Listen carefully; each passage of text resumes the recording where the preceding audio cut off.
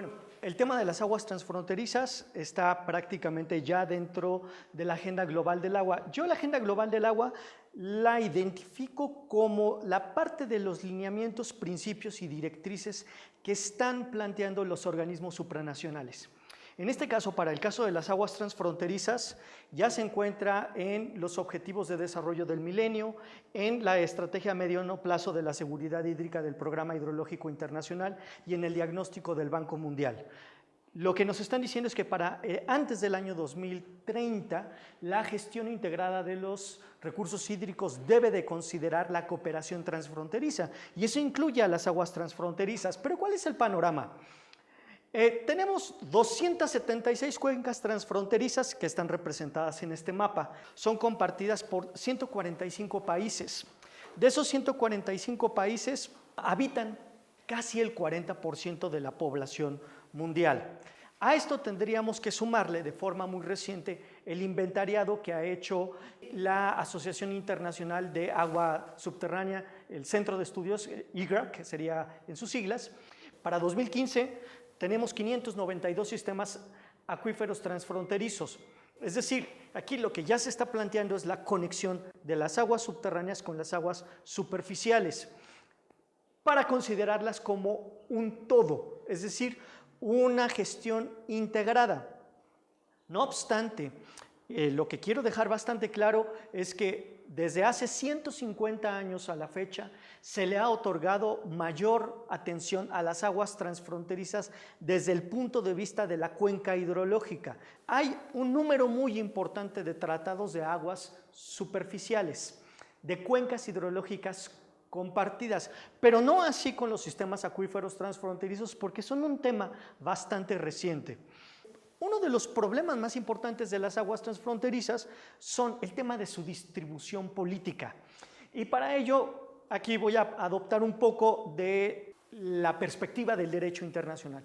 La perspectiva del derecho internacional lo que nos ha dicho es que el tema ha generado bastante conflictos porque la normatividad es poco clara, hay problemas para la aplicación y ejecución de este incipiente derecho y los estados acuden a él cuando hay conflictos.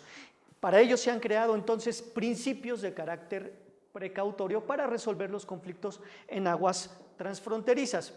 El problema fundamental, y es al que me voy a referir en esta conversación el día de hoy, es sobre el ejercicio de la soberanía sobre estos cursos de agua compartidos.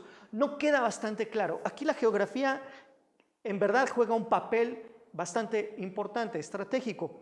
¿Por qué? En el derecho internacional nos hablan básicamente de dos teorías. La teoría de la soberanía territorial absoluta y la teoría de la soberanía territorial limitada. La primera apelaría al ejercicio exclusivo de la soberanía sobre los cursos en las cuencas arriba de las aguas transfronterizas. Aquí estoy hablando desde el punto de vista de las aguas superficiales. Mientras que la siguiente me habla ya de un principio de utilización equitativa.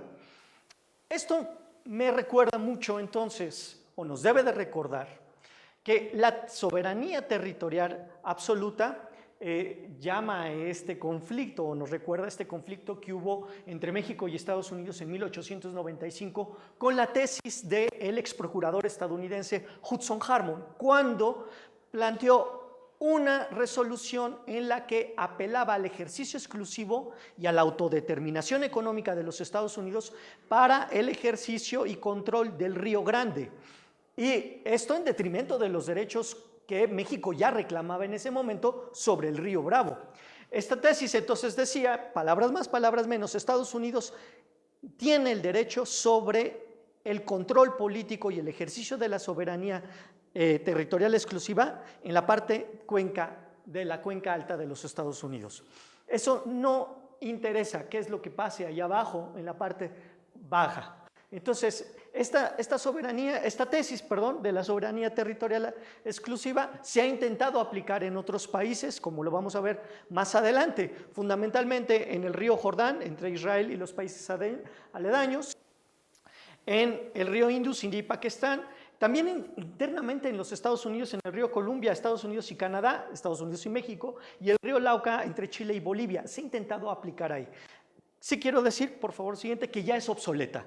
Hoy prácticamente de 1950 a la fecha, el tema de la soberanía territorial exclusiva se ve anacrónico.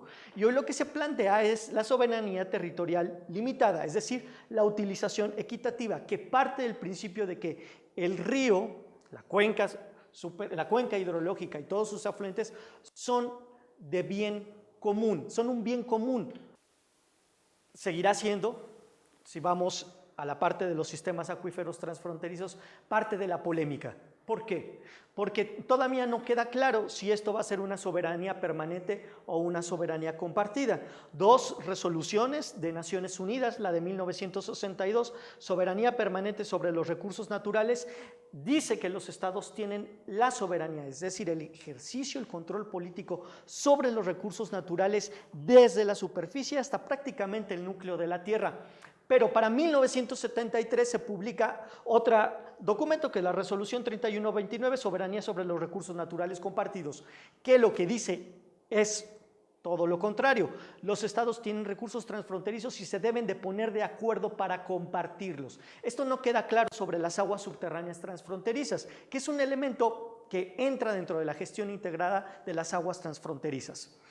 Por lo tanto, lo único que podemos apelar en el ejercicio de la soberanía al momento dentro del derecho internacional son estos dos documentos, el Convenio de Helsinki del 92 y la Convención de Nueva York de 1997.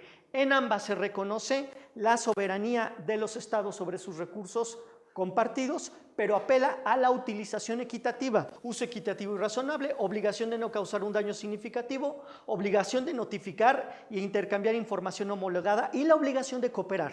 El conflicto en las aguas transfronterizas no es fácil de resolver porque vamos a tener asimetrías entre los estados de corte jurídica, financiera, institucional e incluso del conocimiento, que es aquí donde importa la geografía. ¿Cómo determinar cuál es el volumen que se va a compartir entre estos estados?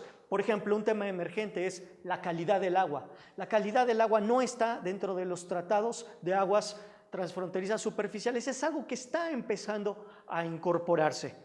En suma, esta es una introducción al tema de las aguas transfronterizas y la problemática que las rodea. Muchísimas gracias.